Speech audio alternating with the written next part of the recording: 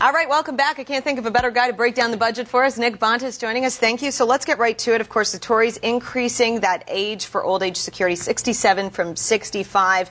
What's your take on this? What does it mean for Canadians? You know, when I first heard about it, I thought, you know what, this makes sense. I mean, we got to save some money at some point. We got to find ways to do it. And this one I thought was kind of a safe solution. You know what, 2 years, it's not such a big deal. And then I thought about austerity measures in Europe. And they're actually going to significant changes, 5-10 years difference in terms of retirement.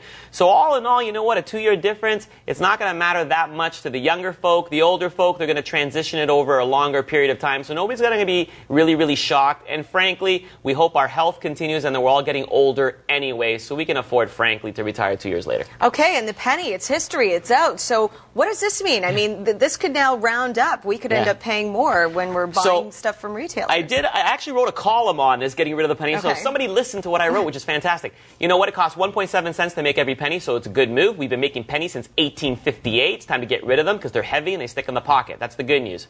The threat that things are going to get rounded up, I don't believe in that at all. You know what? There's two ways to round. You round up and you round down. So frankly, I think it's going to split either way.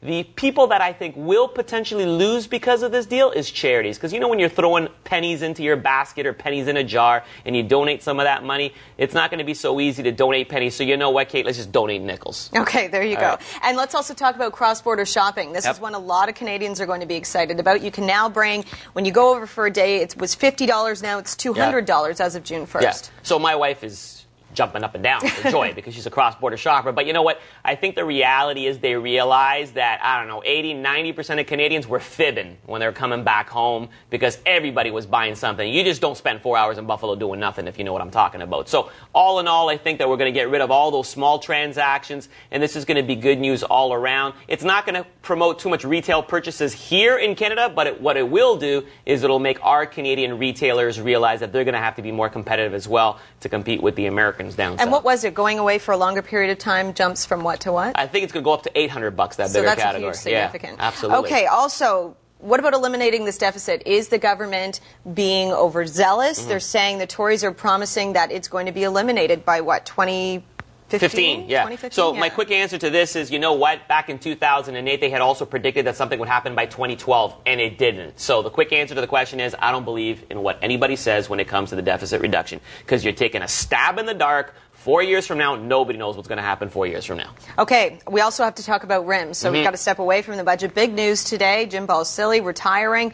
What results, and also not releasing all their information. That's right. What result will this have on BlackBerry users, or do we care? Yeah, BlackBerry users, nothing going to happen. Nothing really changes here. The company, big news. This is what I call a massive intellectual capital exodus. When you have a senior director, you also have the chief technology officer, you have a senior operations officer. When they're all walking out the door, you're taking a significant amount of experience and expertise out of the door. What I think is happening is the new CEO, Hines, he wants to put his label on the firm, and that means surround himself with his people so that there's no remnants from the past. But when it comes to the average user, you and I don't see we're not going to see much difference. They also stopped giving financial guidance for the future, which is kind of scary because they don't know what's going to happen in the future. But frankly, I'm not so worried about that either because Dell Computer also did that. They don't give guidance in the future too because you know what? Technology sector is changing so fast, it's so turbulent, nobody can really predict what's going to happen in the next quarter. Okay, great. Well, you've broken it all down for us. Bam, bam, bam. There we go. Nick Bontis, thank you for joining us. Bontis on Business, always a pleasure.